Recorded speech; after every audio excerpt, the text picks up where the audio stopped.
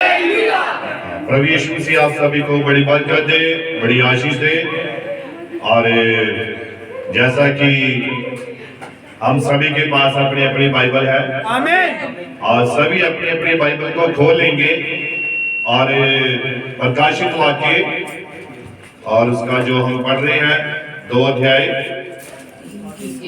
3-21 उसको हम पढ़ेंगे।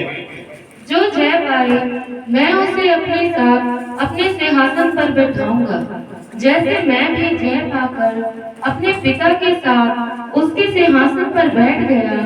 जिसके कान हो वह सुन ले कि आत्मा कलीसियाओं से क्या कहता है।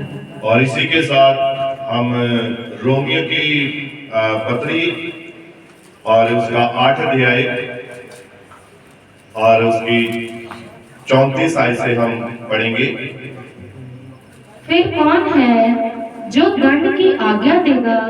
मसीह ही है जो मर गया वरन मुर्दों में से जी भी उठा और परमेश्वर के दाहिनी ओर है और हमारे लिए निवेदन भी करता है। कौन हमको मसीह के प्रेम से अलग करेगा? क्या कलेश या संकट या उपद्रव या अकाल या नंगाई या जोखिम या तलवार?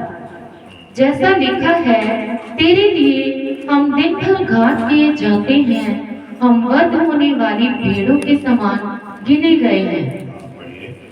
परंतु इन सब बातों में हम उसके द्वारा जिसने हमसे प्रेम किया है जयवंत से भी बढ़कर है। क्योंकि मैं निश्चित जानता हूँ कि ना मृत्यु, ना जीवन, ना स्वर्गदूत, ना प्रधानताएं, ना वर्तमान, ना भविष्य, ना समर्थ, ना ऊंचाई, ना गहराई और ना कोई और सृष्टि हमें परमेश्वर के प्रेम से जो हमारे प्रभु यीशु मसीह में है अलग कर सकेगी। Hallelujah, hallelujah, hallelujah, hallelujah. आइए हम सभी अपने सिर को झुकाएंगे, आंखों को बंद करेंगे और दुआ में जाएंगे। महान स्वर्गीय पिता प्रभु यीशु मसीह, तेरा धन्यवाद करते हैं प्रभु आज के सुंदर बढ़िया समय के लिए, जो समय तूने हम सभी को दिया प्रभु, कि हम तेरी उपस्थिति में आ सके प्रभु। और प्यारी खुदावंद जी, हम विश्वास करते हैं कि प्रभु ये सिर्फ तेरा वचन, तेरा पवित्र कलाम ही है प्रभु, जो तेरे लोगों को जीवन देता है प्रभु और उनमें एक नई स्फूर्ति देता है पिता, उनके जीवनों को बदलने की सामर्थ्य रखता है मेरे पिता। और प्रभु यीशु से मेरी प्रार्थना आज का वचन तेरे लोगों के लिए आशीष से भरपूर हो पिता। और प्यारे खुदा की प्रभु, तू महान परमेश्वर मुझ कमजोर को, मुझ निर्बल को तेरे आत्मा की प्रभु यीशु से सामर्थ के द्वारा इस्तेमाल कर प्रभु, ताकि जो भी वचन प्रचार किया जाए प्रभु ये सब तेरे पवित्र आत्मा की अगुवाई के द्वारा हो मेरे पिता। और प्रभु यीशु से तेरे ही नाम का महिमा, तेरे ही नाम को आदर मिले प्रभु। तू दया कृपा कर, मदद कर, सहायता कर। प्रार्थना प्रभु यीशु मसीह के नाम से मांगते हैं, प्रार्थना प्रभु यीशु मसीह के नाम से मांगते हैं। God bless you. आप सभी बैठ सकते हैं। खुदा आप सभी को बड़ी बरकत दे, बड़ी आशीष दे। और हम विश्वास करते हैं कि प्रभु यीशु मसीह हमारे बीच में है। Hallelujah, hallelujah, hallelujah, hallelujah. और धन्यवाद करते हैं भाई राम भाया जी का। और प्रभु ने, इनके कोई रिश्तेदार थे, बीमार थे, तो ये वहां पर गए हुए थे और कह रहे थे कि उनके लिए दुआ करनी है, तो दुआ जरूर हुई है। और विश्वास करते हैं कि प्रभु यीशु मसीह चंगा करने की सामर्थ रखता है। Hallelujah, hallelujah. और हम सभी जानते हैं कि प्रभु यीशु मसीह बड़े बड़े आश्चर्य करने वाला परमेश्वर है। जहां पर वो नहीं बीजता वहां से वो काट लेता है, और जहां नहीं बिखेरता वहां से वो इकट्ठा कर लेता है। हालेलुया। और वचन कहता है, पवित्र कलाम कहता है कि वो बंजर जमीन को क्या करता है? उपजाऊ बना देता है, उपजाऊ बना देता है, उन्हें बहते हुए सोते बढ़ा देता है। Hallelujah, hallelujah. प्रभु यीशु मसीह का धन्यवाद करते हैं एक बार फिर से उसकी हजूरी में आने के लिए। और सभी प्रसन्न है, सभी खुश है, सभी आनंदित है।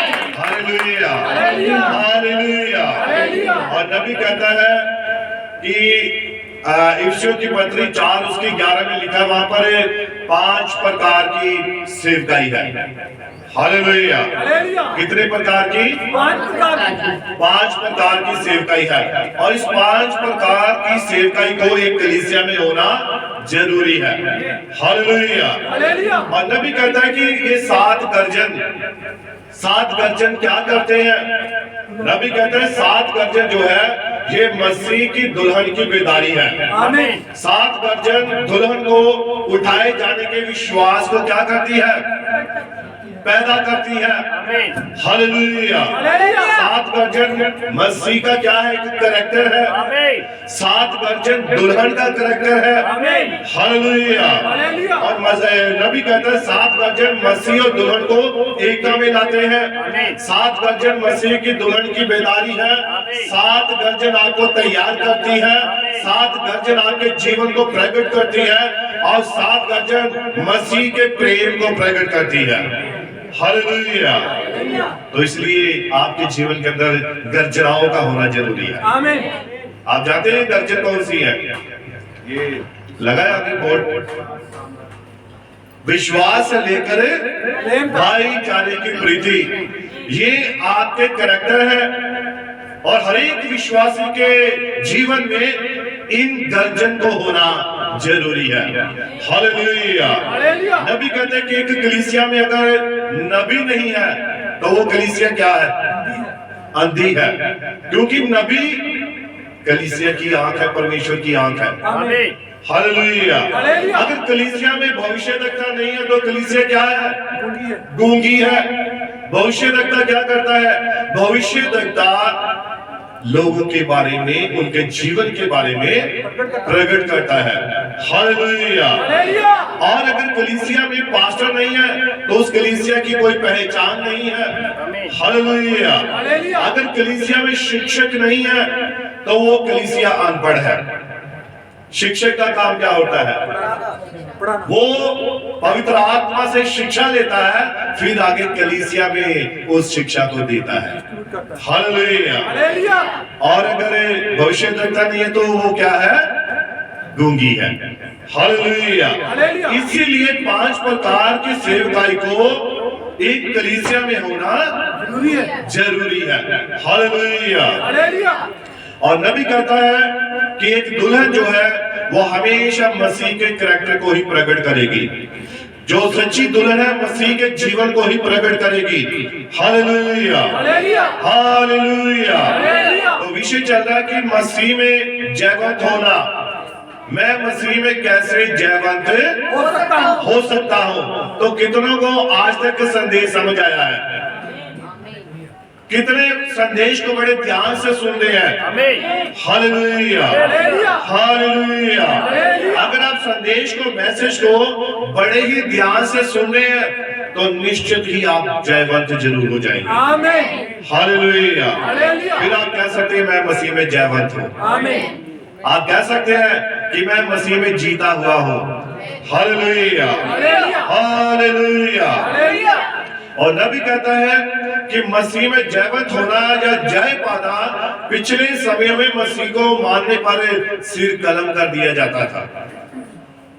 आज भी ऐसा ही हो रहा है। पिछले समयों में उस वक्त तो सर कलम ही कर दिया जाता था कि ये मसीह को मानता है।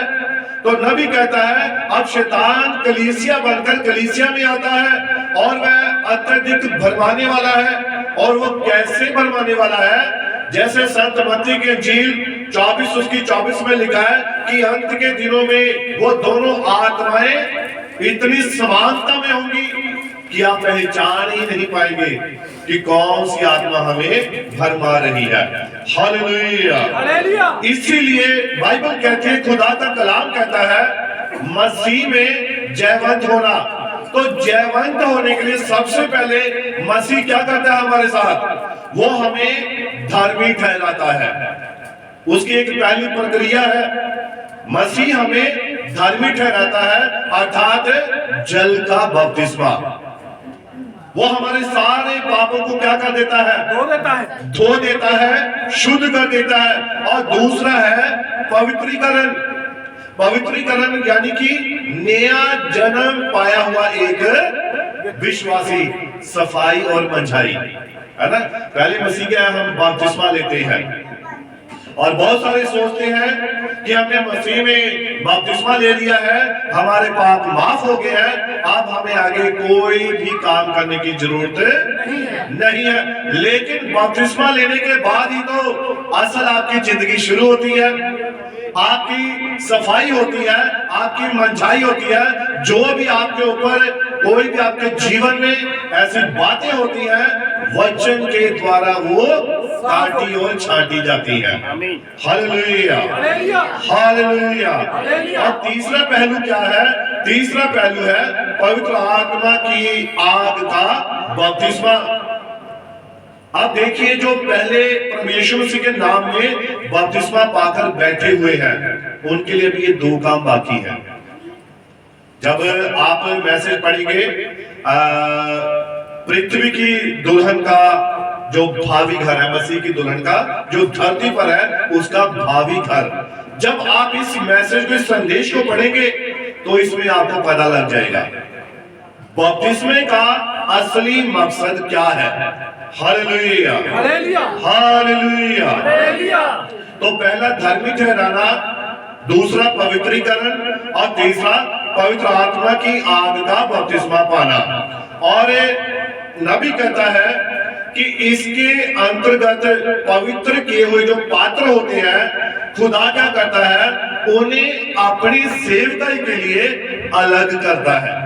Hallelujah, hallelujah. और पवित्रीकरण का ग्रीक भाषा का जो शब्द है, इसका मतलब है कि साफ करना, सेवा के लिए अलग रखना, और पवित्र आत्मा ही इसे सेवा के लिए अलग करता है। परमेश्वर ऐसे ही किसी को पकड़कर अपने काम में नहीं लगाता है। जब उसने किसी से कोई काम लेना होता है तो पहले क्या करता है, उसे अच्छी तरह से साफ करता है, उसमें से सारी अशुद्धताई को बाहर निकालता है। तब खुदा क्या करता है, अपने उस जन का इस्तेमाल करता है। हालेलुया। बहुत सारे भाई या बहन, उनके मन में शायद ये विचार होता है, चर्च जाना कोई बात नहीं है, एतवार का दिन आएगा, सुबह उठेंगे, मुंह हाथ धोएंगे और चर्च चले आएंगे। ये आप चर्च नहीं आ रहे हैं। चर्च में आने के लिए ये जो 6 दिन है पिछले, उन 6 दिनों में आपके अंदर एक उत्तेजना होनी चाहिए, एक लालसा होनी चाहिए कि मुझे एतवार को चर्च जाना ही जाना है, और तब आप जाकर चर्च में पहुंचते हैं। ये आप एक पवित्र हृदय के साथ फिर आते हैं, क्योंकि आप जैसे ही आज सबत के दिन आप यहां से जब जाएंगे तो आप समझ लीजिए आपकी जिम्मेवारी फिर से शुरू अगले इतवार को आने के लिए। हालेलुया। और जो क्या करते हैं कि यहाँ संडे के दिन चर्च को अटेंड कर लिया और चले गए, और 6 दिन संसारिक कामों में अच्छी तरह से बिता दिए, और 7वें दिन आकर हम फिर से चर्च में बैठ गए और 2 मिनट की दुआ की, प्रभु तूने पिछले 6 दिनों संभाल के रखा, तेरा धन्यवाद। तो ये क्या हमारी पवित्रता ही है? पवित्रता ही क्या है कि हम 6 के 6 दिन खुदा की उपस्थिति में बने रहे, उसके आत्मा के साथ जुड़े रहे, ताकि हम उस पवित्र आत्मा के सहभागी बने रहे। जैसे ही आप पवित्र आत्मा से छूटते हैं, शैतान हैवी होना शुरू हो जाता है। Hallelujah, hallelujah. अब जो टहनी एक पेड़ के साथ, एक डाली के साथ जुड़ी होती है, वो फलवंत होती रहती है, वो लगातार उस पेड़ का रस जो है वो खींचती रहती है, पीती रहती है, और जब तक उसे उस टहनी का, उस बेल का रस मिलता है, तब तक वो तरोताजा रहती है। लेकिन जैसे ही वो उससे अलग हट जाती है तो उसके 6 दिन के अंदर अंदर टहनी सूख जाती है। आमीन। और जब सूख जाती है तो फिर वो कहाँ जाती है? आमीन। वो आग में झोंक दी जाती है। आमीन। इसीलिए बाइबल कहती है, खुदा का कलाम कहता है कि लगातार किसमें बने रहे? प्रभु के आत्मा के साथ बने रहे, तो आप हमेशा तरोताजा रहेंगे। अभी मन में लालसा रहेगी, चर्च जाना है, मन में खुशी रहेगी, खुदा की उपस्थिति में जाना है, तब आप खुदा की उपस्थिति में आकर आत्मा के साथ उसका धन्यवाद कर सकते हैं। Hallelujah, hallelujah. और परमेश्वर यही चाहता है, वो आपका पहले क्या करता है, आपको धार्मिक ठहराता है, फिर आपको आपका पवित्रीकरण करता है, फिर आपको पवित्र आत्मा का बपतिस्मा देता है। हालेलुया। और नबी कहता है कि जय पाए लोगों के बारे में आप देखिए कि आप इसको, कोई भाई यहाँ पर आगे आएंगे, भाई जेफ आ जाएंगे ताकि हम इसे पढ़ सकें।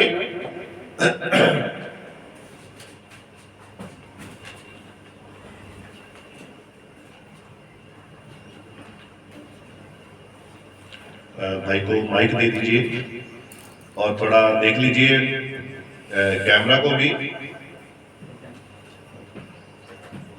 जॉय या भाई सैम,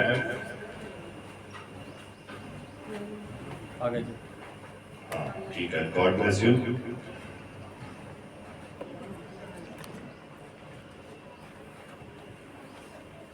$52 का।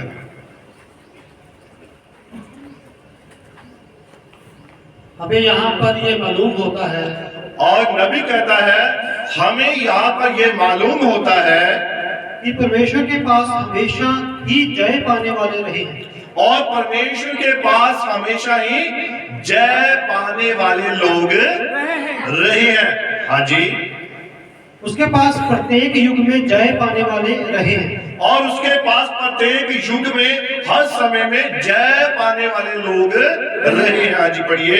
हर वक्त सदा सर्वदा ही प्रत्येक युग में धरती पर परमेश्वर के पास हमेशा ही कोई ऐसा रहा है, हाँ जी, जिसके पढ़िए। ऊपर वे अपने हाथ रख सकता था। और नबी कहता है कि प्रत्येक युग में हर समय में उसके पास कोई ना कोई ऐसा रहा है, ऐसा व्यक्ति रहा है जिसके ऊपर खुदा अपना हाथ रख सके। आज पढ़िए। और वे उसे पृथ्वी पर एक गवाह के रूप में रख सकता था। और खुदा उसे किस लिए रखता है?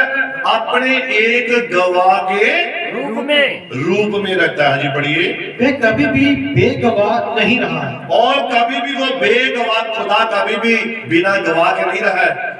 परमेश्वर हमेशा अपने लिए एक गवाह तैयार करके रखता है। आप जानते हैं कि जब पृथ्वी को बनाया गया था, धरती को, तब कौन गवाह था? परमेश्वर कहता है कौन गवाह था उस वक्त? तो जब हम पुराने नियम में पढ़ते हैं, वहां पर याकूब के बारे में शायद ये 38 अध्याय है, तो थोड़ा इसको ध्यान कर लेते हैं 1 मिनट के लिए, ताकि हम बात को समझ जाए कि खुदा हमेशा कोई ना कोई गवाह जो है वो रखता है।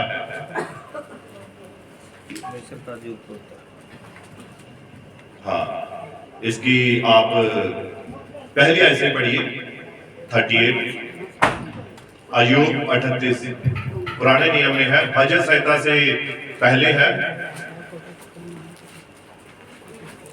पंजाबी में जबूरा दी पोथी 38 और उसकी पहली आयत।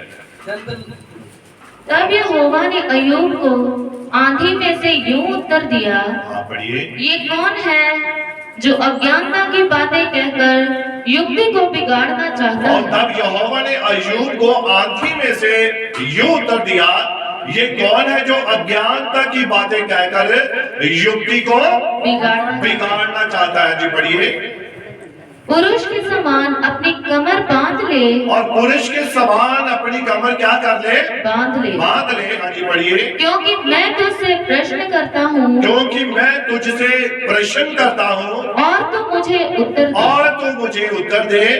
जब मैंने पृथ्वी की नींव डाली, हाँ। तब तू कहाँ था? अब देखिए खुदा क्या पूछ रहा है, जब मैंने पृथ्वी की नींव डाली तब तू कहाँ था? कहाँ था? हाँ जी पढ़िए। यदि तू समझदार हो, यदि तू समझदार हो तो उत्तर दे।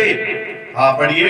उसकी नाप किसने ठहराई? उसकी नाप किसने ठहराई? क्या तू जानता है? क्या तू जानता है? उस पर किसने सूत खींचा? उसके ऊपर किसने सूद खींचा? उसकी नींव कौन सी वस्तु पर रखी गई? और उसकी नींव कौन सी वस्तु पर रखी गई? या किसने उसके कोने का पत्थर या बिठाया? पृथ्वी का किसने कोने का पत्थर बिठाया। अब खुदा पूछा कोई गवाह था? कहाँ थे आप उस वक्त? विचारों में थे। तो बाइबल क्या कह रही है, खुदा का कलाम क्या कह रहा है? इसकी अगली आयत में इसका जवाब है, आप पढ़िए इसको। 7 आयत। जबकि भोर के तारे एक संग आनंद से गाते थे। जबकि भोर के तारे एक संग आनंद से गाते थे और परमेश्वर के सब पुत्र जय जयकार और करते थे। परमेश्वर के सब पुत्र जय जयकार करें। ये गवाह है। खुदा हमेशा गवाह रखता है।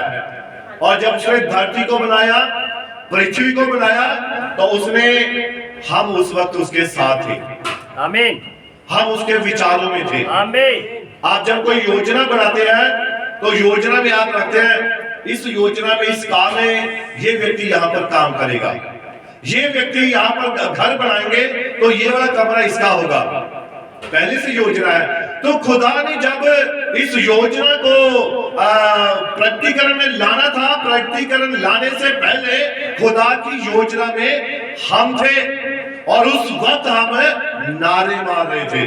जब परमेश्वर कहता है स्वर्ग बन जाए तो स्वर्ग बना, तो परमेश्वर के पुत्र नारे मार रहे थे। जब उसने कहा धरती बन जाए तो परमेश्वर के पुत्र नारे मार रहे थे। हम उस वक्त परमेश्वर के विचारों में थे और आज प्रकटीकरण रूप में उसके नाम की महिमा कर रहे हैं। Hallelujah, hallelujah. इसीलिए परमेश्वर हमेशा कोई ऐसा व्यक्ति रखता है कि जिसके ऊपर वो अपना हाथ रख सके। वो अपने आप को कभी भी बेगवाह नहीं छोड़ता है, वो अपने लिए एक गवाह जरूर रखता है। हालेलुया। आज परमेश्वर का गवाह पता कौन है? पवित्र आत्मा है।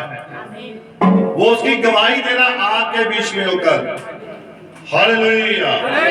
हाँ, इसको थोड़ा और पढ़िए। फिर जब हाँ भाई पढ़ेंगे। मैं कभी भी बेगवाह नहीं रहा, और मैं कभी भी बेगवाह नहीं रहा, चाहे किसी समय एक ही गवाह क्यों ना रहा। चाहे किसी समय एक ही गवाह क्यों ना हो, हमेशा खुदा के पास एक गवाह होता था जो सब बातों के ऊपर जयवंत हो जाता था। Hallelujah, hallelujah. हाँ पढ़िए। अब देखिए, परंतु पुराने समय के पवित्र लोगों के जैसे ही कोई तो जय पाता है, और पुराने समय के लोगों के जैसे ही कोई एक व्यक्ति तो जय पाता है। आज पढ़िए। और जब मैं 7 मोहरों पर प्रचार कर चुका था, हाँ। तो एक भले सज्जन ने एक विद्वान। अब आप इसको 58 पैरा पढ़िए और यहाँ पर देखिए कि मंदिर के पर्दे के बारे में एक बात है। जो सुलेमान की हैकल का जो मंदिर था, उस मंदिर के पर्दे की जो लंबाई थी कितनी थी? 42 फुट थी। वो कितनी? 42 फुट थी। और इसके बारे में देखिए, आप पढ़िए इसको थोड़ा। अब देखिए, वे व्यवस्था थी। हाँ। ठीक वहाँ पर व्यवस्था समाप्त हो गई थी। हाँ जी पढ़िए। क्योंकि वे पर्दा लोगों को परमेश्वर की पवित्र वस्तुओं से दूर रखता था। वो पर्दा क्या करता था? परमेश्वर के लोगों को परमेश्वर की उपस्थिति से दूर रखता था। जब पर्दा बीच में था तो कोई आर पार नहीं जा सकता था, अंदर नहीं जा सकता था, क्योंकि वहां पर एक पर्दा लगा हुआ था और वो लोगों को क्या करता था? दूर रखता था। हाँ जी पढ़िए। केवल अभिषेक पाया हुआ याजक ही वर्ष में एक बार वहां अंदर जाया करता है। और केवल अभिषेक मसा किया हुआ याजक ही साल में एक बार अंदर जा सकता था उस पर्दे के अंदर। और उस पर्दे के अंदर कोई भी मसा किए हुए के बगैर या परमेश्वर के पवित्रता के बगैर कोई भी उस पर्दे के अंदर नहीं जा सकता। सिर्फ एक चुना हुआ जन ही जा सकता था, जिसे परमेश्वर अपने लिए चुन लेता था। अभी हमने पढ़ा कि ग्रीक भाषा में जो मतलब जो जयवंत लोग हैं, जीते हुए लोग हैं, पवित्रीकरण का मतलब अपने लिए खुदा अपने की जन को पवित्र करके रखता है कि जो उसकी उपस्थिति में आ सके। और वो पर्दा क्या करता था? पर्दा लोगों को अंदर आने से रोकता था। वो एक दीवार थी, वो कोई भी व्यक्ति अंदर नहीं जा सकता था जब तक वो पूरी तरह से पाक और पवित्र ना हो। नहीं होता था, या परमेश्वर एक चुना हुआ जानवर नहीं होता था। और याजक जो होता था वो साल में सिर्फ एक बार ही उस अति पवित्र स्थान में प्रवेश करता था और बिना लहू लिए वो नहीं जाता था। और आप जानते हैं जो याजकों के कमर पर एक रस्सी बांधी जाती थी, आमीन। और वो रस्सी किस लिए होती थी? खींचने के लिए। वो उस याजक को खींचने के लिए होती थी। अब सवाल है भी याजक को क्यों खींचना भाई?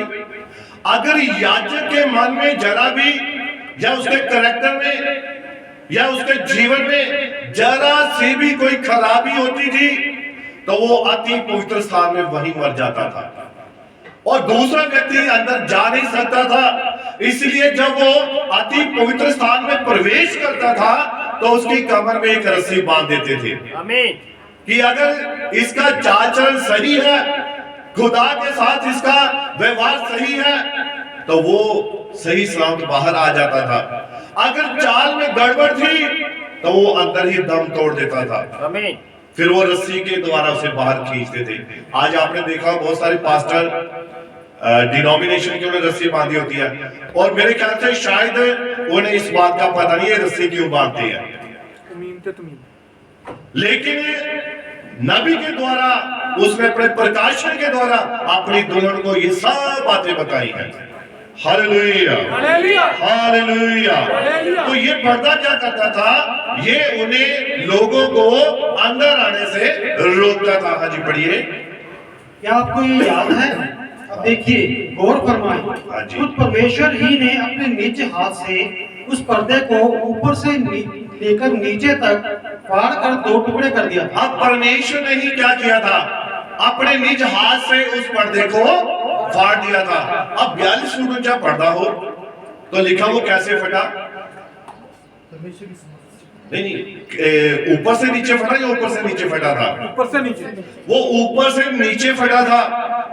क्यों? 42 फुट कितनी ऊंचाई होगी? काफी ऊंचा है ना। तो कोई व्यक्ति इतना ऊंचा कैसे जा सकता था? ये सिर्फ खुदा की सामर्थ्य के द्वारा। फिर कोई व्यक्ति ये ना कहे कि किसी ने नीचे से पर्दा पकड़ा और ऐसे फाड़ कर ऊपर तक पहुंचा दे। हो सकता 6 फुट तक फट जाए, 7 फट जाए, 10 फट जाए, 12 तक फट जाए, लेकिन 42 फुट तक कौन फाड़ेगा भाई? तो इसीलिए परमेश्वर ने यह दिखाया कि उसने पर्दे को ऊपर से लेकर नीचे फाड़ा। नीचे जुड़ा रहा था, थोड़ा सा पता लग गया ऊपर से नीचे फटा है। अगर सारे फट जाता फिर कैसे पता लगता कि नीचे से ऊपर फटा है या ऊपर से नीचे फटा है? Hallelujah, hallelujah. यानी कि खुदा ने ऐसा करके क्या प्रकट किया कि अब अति पवित्र स्थान में कोई भी जन प्रवेश कर सकता है जिसके ऊपर खुदा का आत्मा है। आमीन। उसने उस पर्दे को फाड़ दिया, उसने उस पर्दे को निकाल दिया, खत्म कर दिया। अब जो कोई भी जीता हुआ जन होगा, विजयी पाया हुआ व्यक्ति होगा, जयवंत जन होगा, और वह उस अति पवित्र स्थान में खुदा की उपस्थिति में जा सकता था। Hallelujah, hallelujah. हाँ पढ़िए। वे नीचे से ऊपर की ओर नहीं फटा, वो नीचे से ऊपर की ओर नहीं फटा, और वे पर्दा लगभग 42 फीट ऊंचा था। हाँ जी पढ़िए। ध्यान दीजिए, वे नीचे से ऊपर की तरफ नहीं बल्कि ऊपर से लेकर नीचे तक फटा। ध्यान दीजिए, वो पर्दा नीचे से ऊपर नहीं बल्कि ऊपर से नीचे की ओर फटा था। हाँ जी पढ़िए। नीचे तक फटकर 2 टुकड़े हो गया था। हाँ जी पढ़िए।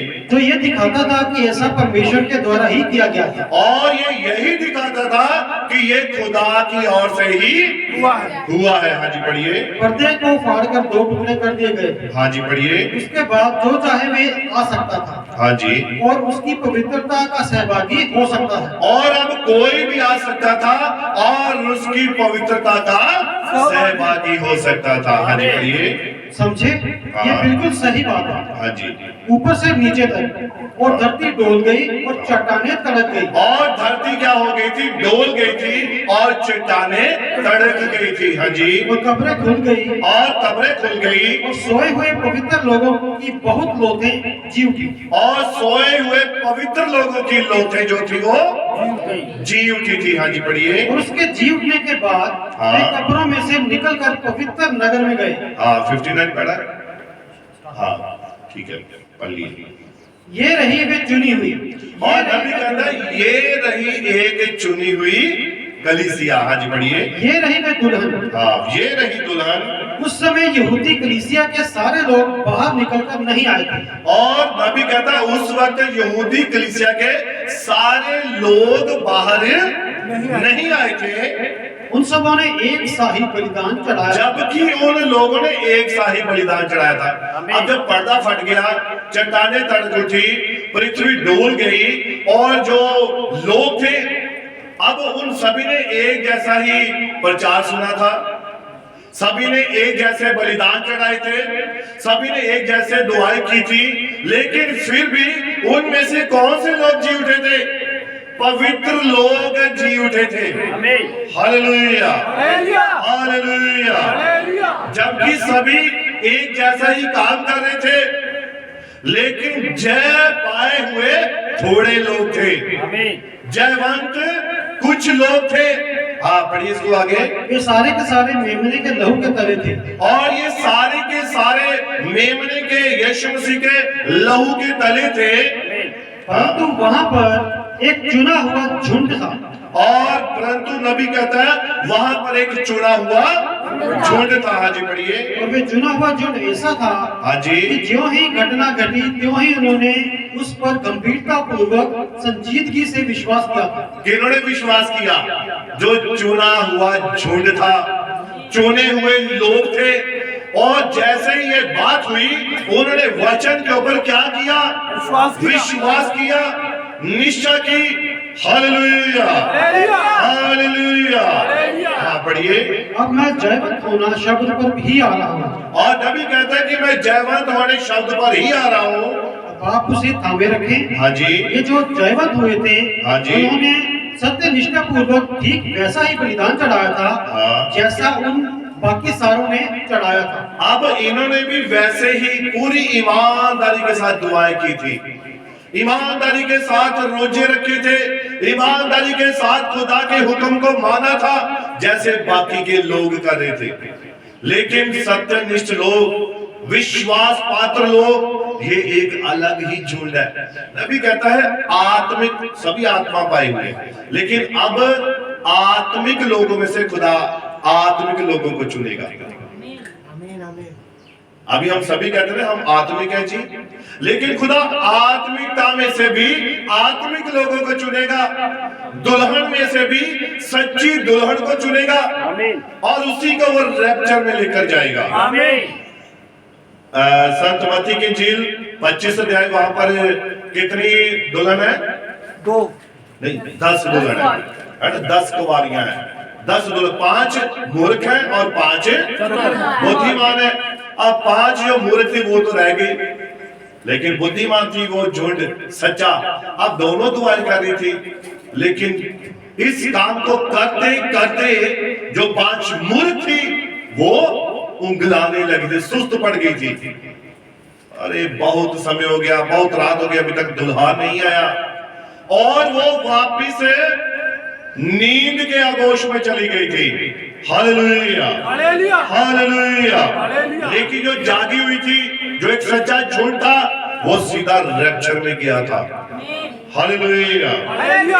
आज मसीह की दुल्हन के साथ ऐसा ही है। सच्ची दुल्हन हमेशा जागी हुई होगी, वो मसीह के कामों के लिए जयवंत हुई है, और वो जहां पर भी वचन देखती है, सच्चाई का वचन, वो उस वचन को ग्रहण करती है।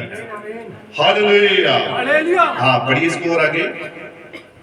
लेकिन वे सत्य निष्ठा में होकर दुनिया की बातों और कार्यकलापों पर जयवंत भी हुए थे। हाँ जी। जब उनके लिए सुचारू रूप से प्राचित बलि चढ़ाया गया था। इससे पहली लाइन को एक बार फिर से पढ़ेंगे जो पढ़ी है। लेकिन वे सत्य निष्ठा में होकर दुनिया की बातों और कार्यकलापों पर जयवंत भी हुए थे। किस पर जयवंत हुए थे ये लोग? दुनिया के कामों के ऊपर, संसार के रीति रिवाजों पर, ये उनके ऊपर जयवंत हुए थे। संसार के, अभी मैंने रोमियो 8 पढ़ाया आपको, फिर ना तो प्रधानताएं, ना स्वर्गदूत, ना संसार की कोई भी बात, ना तूफान, ना अंधेर, कुछ भी मसीह के प्रेम से अलग नहीं कर सकता। तो यहाँ पर जिन्होंने इन कामों के ऊपर जय प्राप्त की, इन्होंने संसार के कामों पर जय प्राप्त की, संसार के रीति रिवाजों के ऊपर जय प्राप्त की, यही लोग हैं जो जयवंत हुए हैं। ये एक अलग झुंड है जो खुदा का सच्चा झुंड है। हालेलुया। अब बाइबल में हम पढ़ते हैं, वहां लिखा है कि सारा इज़राइल नहीं है। अगर हम समझे कि जितने भी लोग इज़राइल में, सभी एक एक इज़राइली का रैप्चर होगा जब वो सभी परमेश्वर मसीह को मानते हैं, ऐसा नहीं है। लिखा है वचन में, सारा इज़राइल नहीं है। तो आप इस बात को गौर से समझिए। सारे अमेरिकन नहीं है, वहां पर इंडिया के भी हैं, पाकिस्तान के भी हैं, अलग अलग देशों के लोग हैं, लेकिन जो अमेरिकन होंगे वो कुछ ही होंगे। वैसे ही चर्चिस में भीड़ तो बहुत ज्यादा होगी, लोग बहुत ज्यादा होंगे, लेकिन मसीह की दुल्हन कम होगी, वो छोटी होगी। मसीह की दुल्हन छोटी होगी, चुनी हुई होगी। वो सारी चर्च मसीह की दुल्हन नहीं है। इसलिए इन बातों पर गौर कीजिए। जयवंत होना है हमें अपनी आप पर, अपनी खुदी पर, अपने घमंड पर, अपनी बातों पर, अपने ज्ञान पर, इन बातों के ऊपर हमें जयवंत होना है। हाँ, पढ़िए इसको। जब उनके लिए सुचारू रूप से प्रायश्चित बलि चढ़ाया गया था, हाँ जी, तो वे स्वर्ग लोक पैराडाइज में थे। हाँ जी, जब तक कि वे उस नाटक का वे समय नहीं आ गया था। हाँ जी। जब वे समय आया था तो वे जयवंत हो चुके थे। और जब उनका समय आ गया तो वो जयवंत हो चुके थे। हालेलुया। अब नबी कहता है कि यहीं पर ये दुल्हन है जो जयवंत हुई है। अब इस दुल्हन में कुछ ऐसे पात्र देखेंगे जिन्होंने अपने जीवन में जय को प्राप्त किया था। अब उसमें से हम एक शख्स को देखते हैं जिसका नाम है दानियल। अब दानियल को देखें जो कि परमेश्वर कह के चुना हुआ जन था, विजय प्राप्त किया हुआ परमेश्वर का पवित्र जन था, और उसने उस पर जयवंत हासिल की थी, जय हासिल की थी। और बाइबल कहती है, खुदा का कलाम कहता है कि दानियल ने शेरों की माद में जय प्राप्त की थी। किस पर? शेरों की माद। वो भी भूखे शेरों की माद में। जब भूखे शेर, जब दानियल को उस गुफा में डाल दिया गया तो वो शेर, नबी कहता हो, जो भी उसमें डालते थे, जब किसी को फेंका जाता था वो उसे नीचे भी गिरने नहीं देते थे, और ऊपर से कैच करते, इतने भूखे होते थे। लेकिन दानियल को जब शेरों की माद में डाल दिया गया तो नबी कहता है दानियल एक चुना हुआ खुदा का जन था जिसके ऊपर खुदा का हाथ था, और शेरों ने उसे टच भी नहीं किया। और रात भर वो शेरों के बीच में खड़ा रहा, और शेरों ने उसे छुआ तक नहीं, उसके पास तक नहीं गए, बल्कि शायद हो सकता है कि शेर उसके आगे झुके हुए हो। अब दानियल के आगे क्यों झुके हुए थे? क्योंकि दानियल विजयी हुआ था। वो अपने विश्वास पर जीत प्राप्त किया हुआ परमेश्वर का एक जन था, और उसने जय हासिल की थी, और उसने शेरों के भी मुंह बंद कर दिए थे। Hallelujah, hallelujah. तो नबी कहता है कि परमेश्वर के पास आने वालों को जयवंत होने के लिए परखा जाता है, और जो भी व्यक्ति खुदा की हजूरी में आता है, खुदा की उपस्थिति में आता है, और परमेश्वर उसे जरूर परखता है। हालेलुया। नबी कहता है उसकी अवश्य ही परख होनी चाहिए। आपका परखना ये देखने के लिए होता है कि आप जयवंत हो सकते हैं या नहीं हो सकते हैं। हालेलुया। इसलिए बाइबल कहती है जो जय पाए उसे मैं अपने साथ अपने सिंहासन में बिठाऊंगा। Hallelujah, hallelujah. बाइबल कहती है कि हमारी जो आजमाइशें हैं ये सोने और चांदी से भी बढ़कर है। जब आपके ऊपर कोई तकलीफ आती है, कोई मुसीबत आती है, कोई बीमारी आती है, तो ये खुदा की महिमा के लिए होती है, ताकि आप उस बीमारी के ऊपर जीत हासिल कर सके। और नबी कहता है ये आपका अपना विश्वास होता है जो आपको जय प्राप्त करने में आपकी सहायता करता है। Hallelujah, hallelujah. इसीलिए दानियल को शेरों की माद में परखा गया और वो वहां पर जयवंत हुआ था। हालेलुया। सदरक मेशक अबेदनगो, नबी कहता है ये 3 इब्रानी पुरुष थे, ये 3 इब्रानी लड़के थे जो जयवंत हुए। कहां पर जयवंत हुए? ये आग की भट्टी में जयवंत हुए, क्योंकि इन्होंने संसार की सारी बातों को छोड़ दिया था कि राजा हम तेरे आगे नहीं झुकेंगे, हम तेरे साथ सहमति नहीं देंगे, चाहे हमारा बचाने वाला बचाए चाहे ना भी बचाए, पर तेरे आगे नहीं झुकेंगे। हमारी बीमारी चंगी हो चाहे ना हो, पर खुदा हम तुझे नहीं छोड़ेंगे। हमें आशीष मिले चाहे ना मिले, पर यीशु मसीह तुझे नहीं छोड़ेंगे। ये हमें जयवंत बनाता है। नबी कहता है यही विश्वास है जिसमें आपको आगे बढ़ना होता है। Hallelujah, hallelujah. और ये 3 लड़के कहां डाल दिए गए? आग की भट्टी में, और आग की भट्टी का सेक 7 गुना और बढ़ा दिया गया।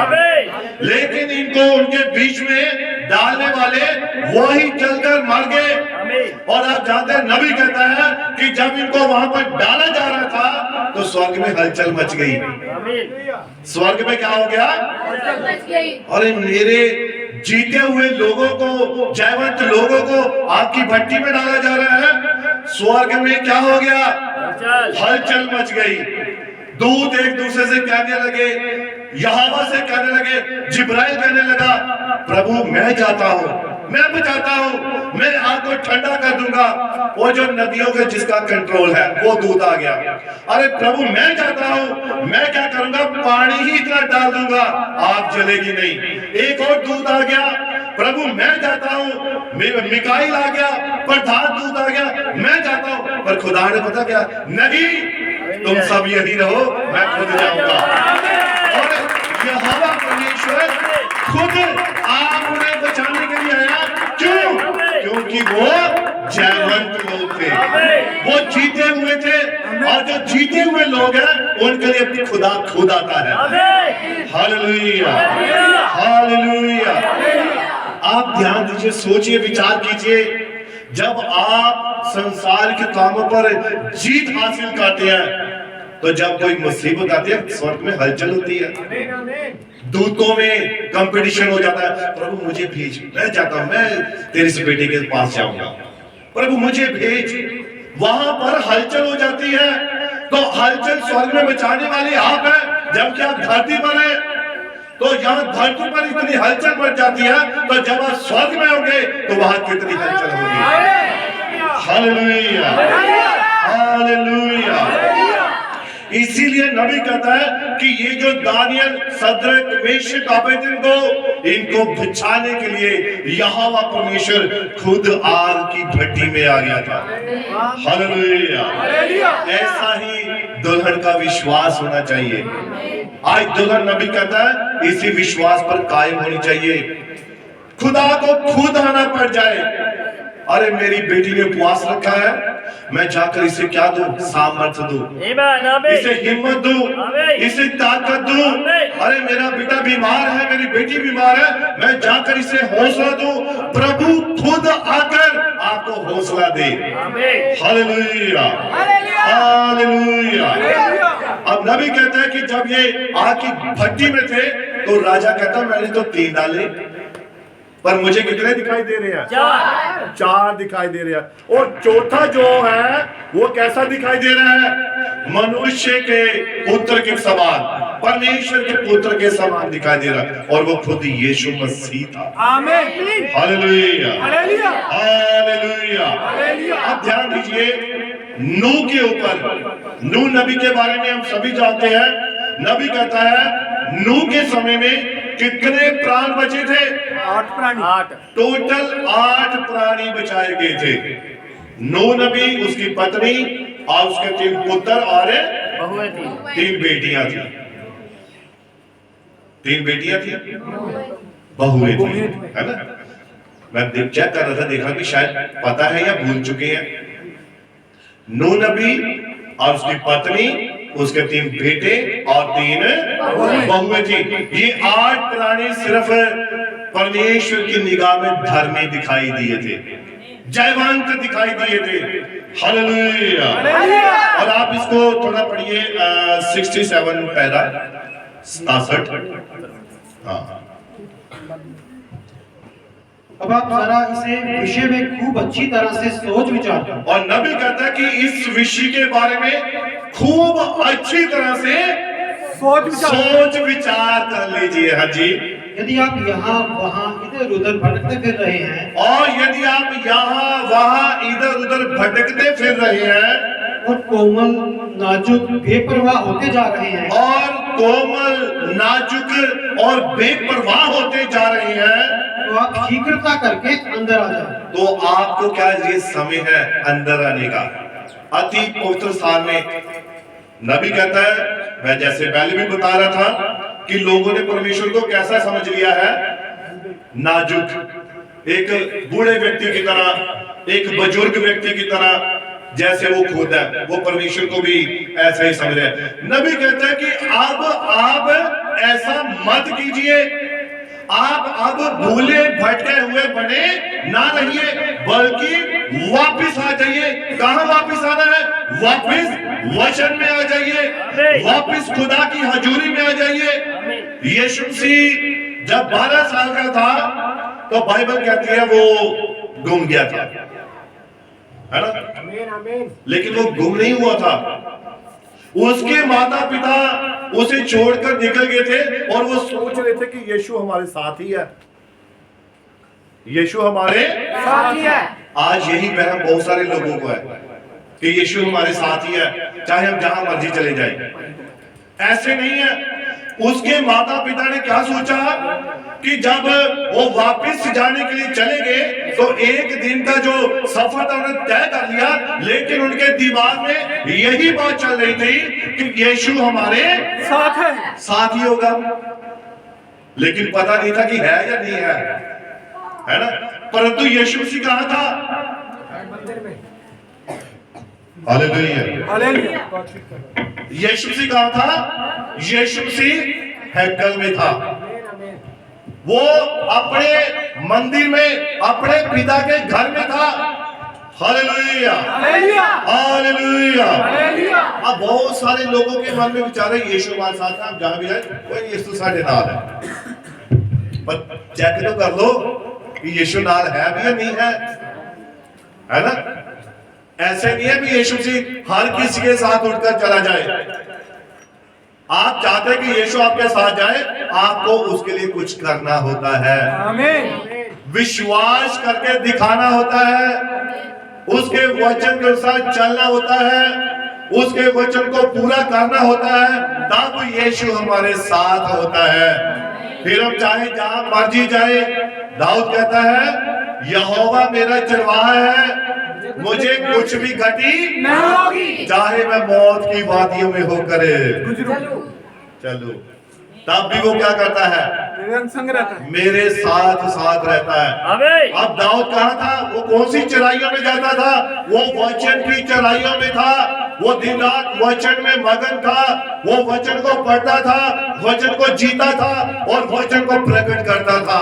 तब वो क्या कहता है? यहोवा मेरा चरवाहा है।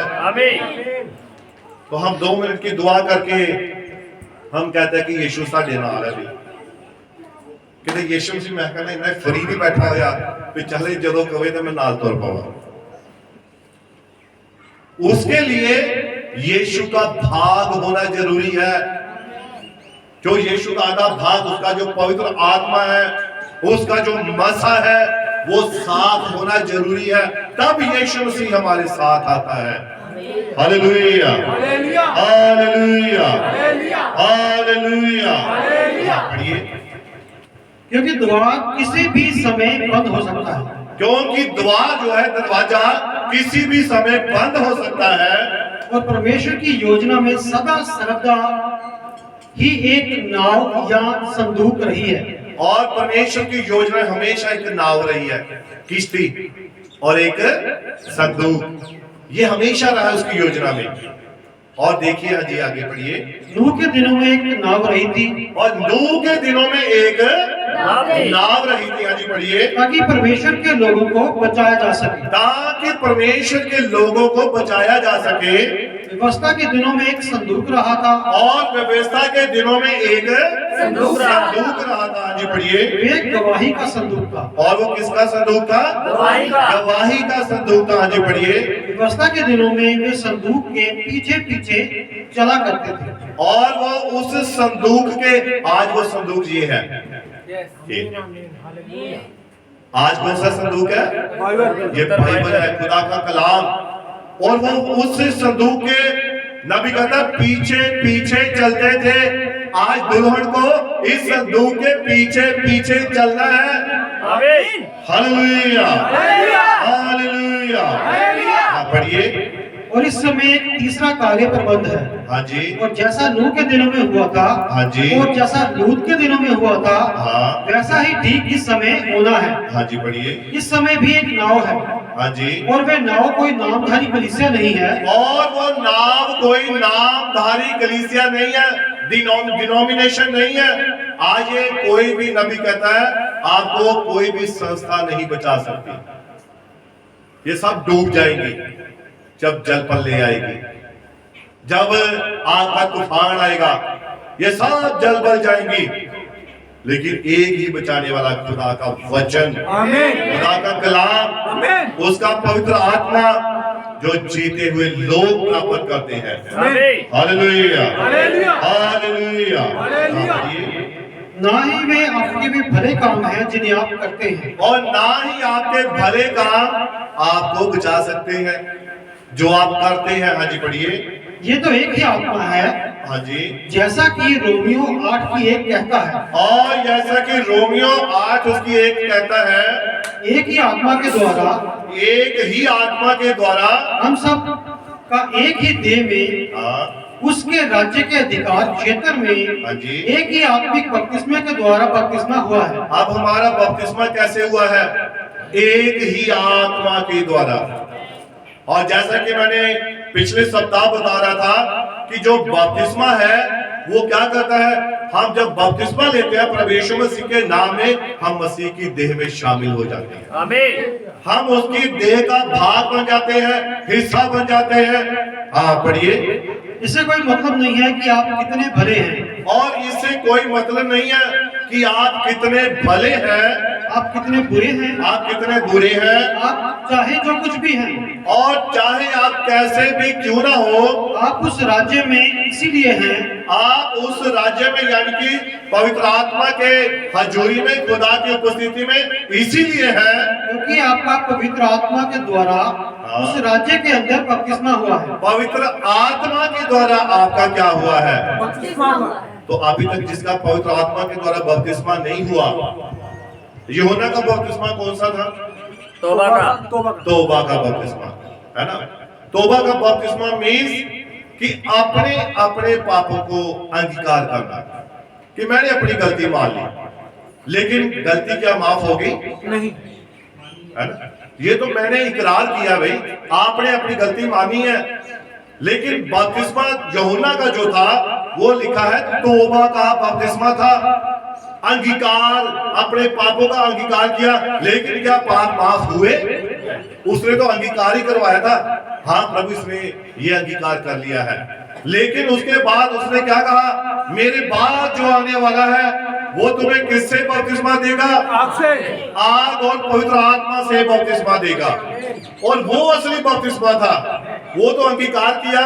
अब पुराने समय में एक रीत बन चुकी थी कि अगर कोई यहूदी गलती करता था तो वो क्या करता था, अपना की जानवर लेता था और याजक के पास जाता था, और याजक क्या करता था, उसके हाथ को उसके सर पर रखता था कि देख तेरे पाप, तेरे गुनाह इस बेजुबान जानवर ने उठा लिया, तेरे स्थान पर ये जानवर बलि होने के लिए जा रहा है। उस समय ये था, और लोगों ने आदत पाली, चलो कोई बात नहीं, पकड़ो एक बकरा, करो हलाल और अपने पाप माफ कराओ। जब भी कोई गलती करता था, गुनाह करता था यहूदी, तो वो आता था अपना बलि पशु लाता था और बलि पशु करके उसे उसके लहू में हाथ डुबोकर चला जाता था।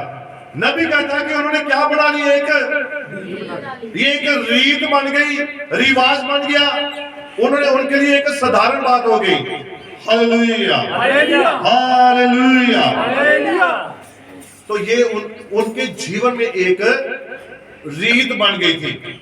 लेकिन अब ऐसा क्या हो रहा है, अब यीशु ने एक बार ही अपना लहू क्रूस के ऊपर बहा दिया, उसने इस रीत को ही खत्म कर दिया। करो विश्वास, है ना। अब कोई हमें पशु बलि करने की जरूरत नहीं है।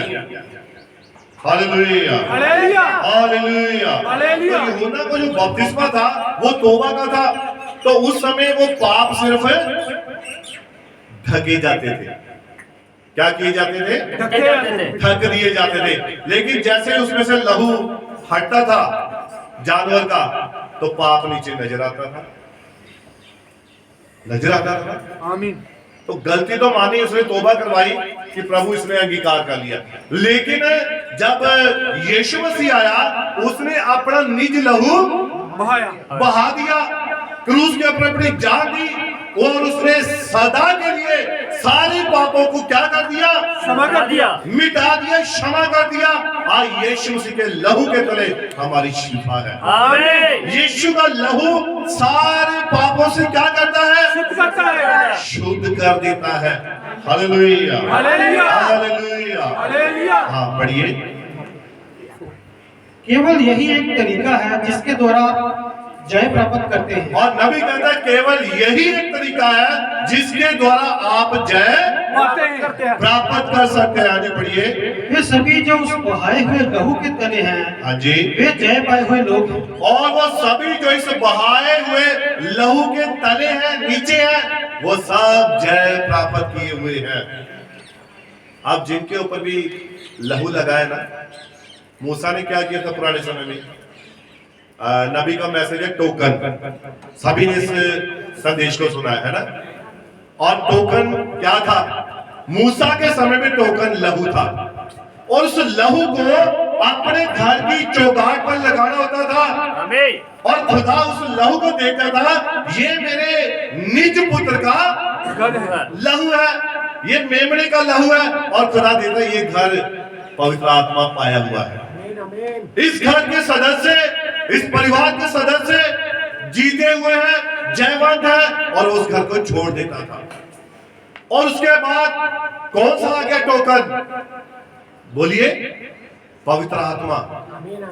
पिंतेकुस्त के दिन ये टोकन मिला, ये पवित्र आत्मा मिला, और ये एक वजह थी, खुदा की कमिटमेंट थी कि आखिरी दिनों में ऐसा होगा कि मैं अपना आत्मा सारे मनुष्य के ऊपर ढेल दूंगा। जो प्रभु का नाम लेंगे वो उद्धार पाएंगे, बचाए जाएंगे। हालेलुया। लेकिन नबी कहता है अब टोकन क्या है? अब नबी कहता है टोकन मसीह का जीवन है। अब हमें मसीह के जीवन को जीकर दिखाना है। हालेलुया। अब जिसके पास ये टोकन होगा वो यही करेगा। आज टोकन कौन सा है? आज आपके जीवन से मसीह का जीवन प्रकट होना चाहिए। आमीन। आपके जीवन से बाइबल प्रकट होनी चाहिए। नबी कहता है, बाइबल में खुदा का कलाम कहता है, उसने कहा ये छोटी पोथी ले और इसे क्या कर? खा जा, और ये तेरे मुंह को क्या करेगी? मीठा मीठा करेगी, लेकिन तेरे पेट को कड़वा करेगी। अब नबी के कहने का मतलब क्या है? इस पोथी को खा लो और बाद में प्रकट करो। आमीन। जब भी मुंह खोलो वचन निकले, आमीन। खुदा की महिमा हो, आमीन। खुदा की स्तुति हो, आमीन। और परमेश्वर का कलाम आपके मुख में से निकले। एक दूसरे के लिए ब्लेसिंग निकले, एक दूसरे के लिए जय मसीह निकले।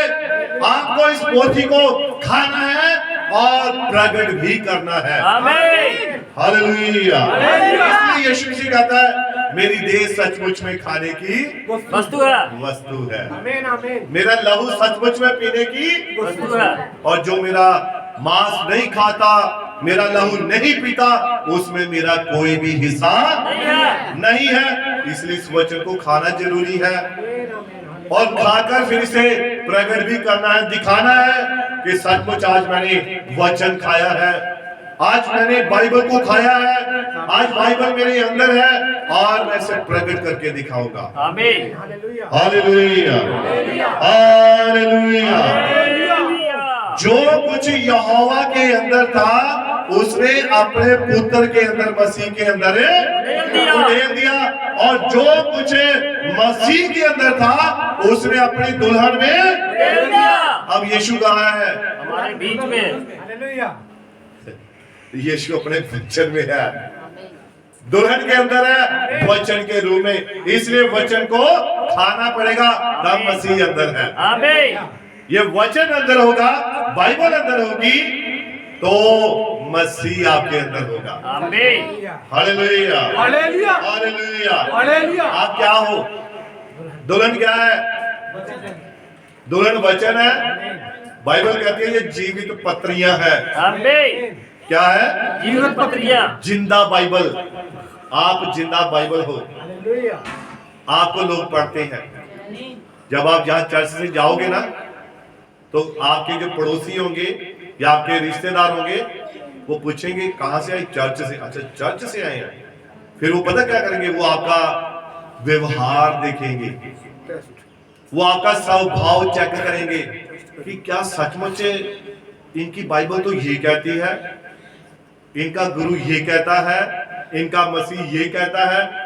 फिर वो आपका मिलान करेंगे। इनके जीवन में वो बातें पाई जाती हैं जो ये वहां प्रचार सुनकर आते हैं।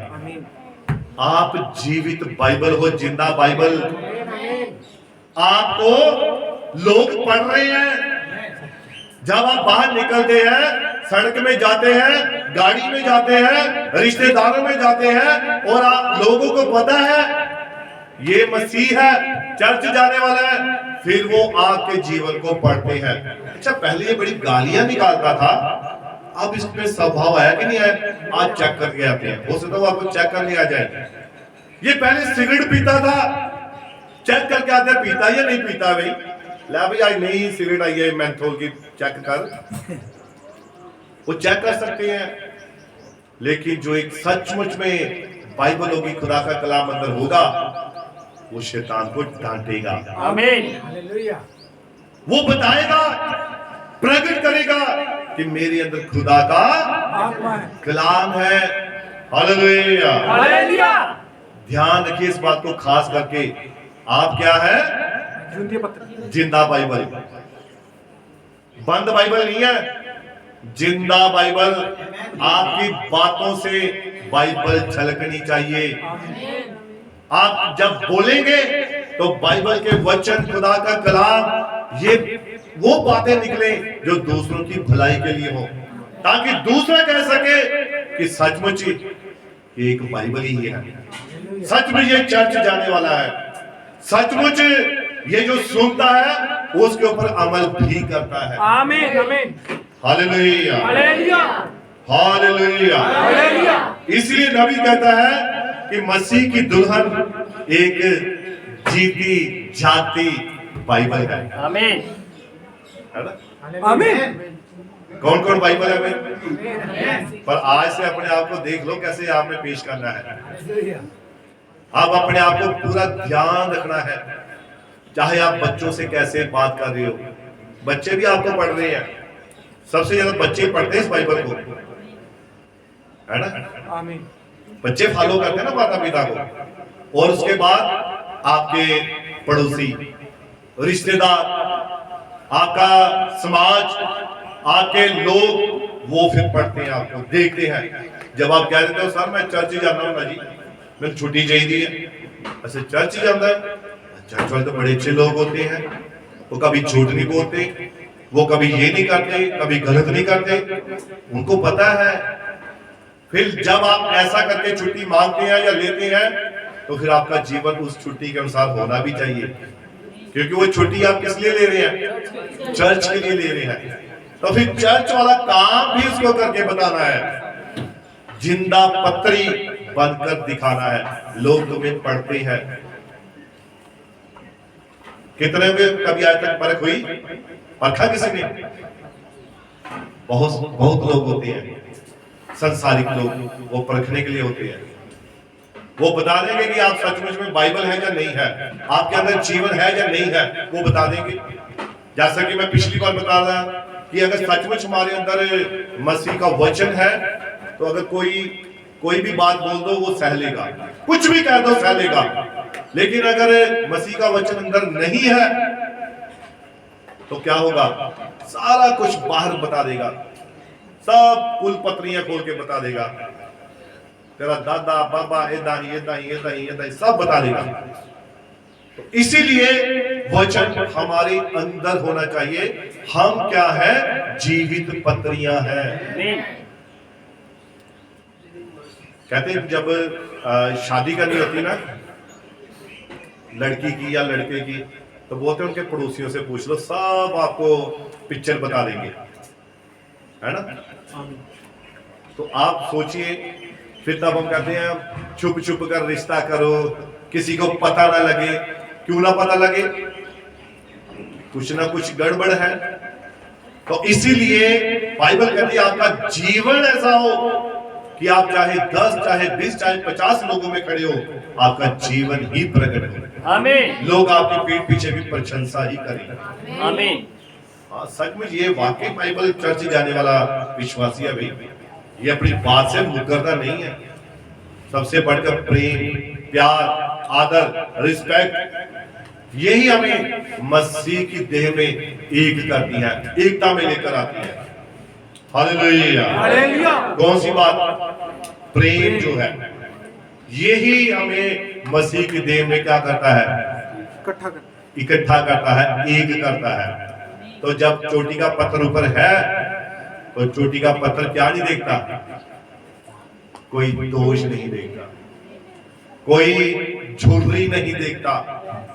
प्रेम क्या करता है? सारे पापों को क्या कर देता है? ढक लेता, ढक देता है। तो अगर हम उखाड़ खाकर देखें, चाहो पिछले साल तो मैंने एक गल कही, आज हम न्याय करिए, ये प्रेम नहीं है। प्रेम ढक दिया, ढक दिया, छोड़ दिया, छोड़ दिया। अब एक नया जीवन हम गुजारेंगे। मैं भाई से बात कर रहा था, मैं भाई सैम थे, भाई सुनील बैठे हुए थे, कल की बात है शायद। तो भाई मूसा ने इस्राएलियों का बपतिस्मा किया लाल समुद्र में, तो यहोशुआ ने भी दोबारा किया, तो उसको क्यों जरूरत पड़ गई? है ना? बपतिस्मा यानी कि कुछ गड़बड़ आ गई है दोबारा। अकेला बपतिस्मा ही काफी नहीं है, तो इसका मतलब अब दोबारा बपतिस्मे की जरूरत है, या दोबारा आपको ताड़ना की जरूरत है ना? पर नबी कहता है जब मिस्र में से इब्रानी लोग बाहर निकले थे, तो उन सभी का लाल सागर में बपतिस्मा हुआ, सबके पाप माफ हुए, लेकिन उनमें बहुत सारे लोग नाश हो गए, खत्म हो गए, और उनमें कई बच्चे आगे पैदा हो गए, है ना? और फिर उन बच्चों का भी आगे बपतिस्मा होना था। तो इसीलिए नबी कहता है कि बपतिस्मा ही काफी नहीं है, बपतिस्मे के आगे बहुत कुछ है। आज हम सिर्फ बपतिस्मा लेकर बैठ चुके हैं, ठंडे हो चुके हैं, बस साढ़े पाप माफ, मैं स्वर्ग का अधिकारी। भाई स्वर्ग के लिए कोई तैयारी तो करो, तैयारी होगी तो तभी स्वर्ग जाएंगे, तभी रैप्चर में जाएंगे। अब ऐसा तो है नहीं है कि नाम लिख लिया, हाँ जी, तो स्कूल बच्चा जाए ना और कहे हाँ मेरे बच्चे ने बीए कर ली है जी, +2 कर ली है, तो बच्चा कहाँ है? घर में है, घूम रहा है, ये कर रहा है, वो कर रहा है। तो इसके लिए आपको तैयारी करनी जरूरी है। Hallelujah, hallelujah, hallelujah. प्रभु यीशु मसीह इस वचन के द्वारा आप सभी को बड़ी बरकत दे, बड़ी आशीष दे। भाई जेफ को भी खुदा बड़ी बरकत दे, इन्होंने जो संदेश को पढ़ने के लिए मदद की है, सहायता की है। खुदा आप सभी को बड़ी बरकत दे और आने वाले दिनों में प्रभु आप सबको अपनी आत्मा में, अपने अनुग्रह में, अपनी कृपा में बनाए रखे। God bless you.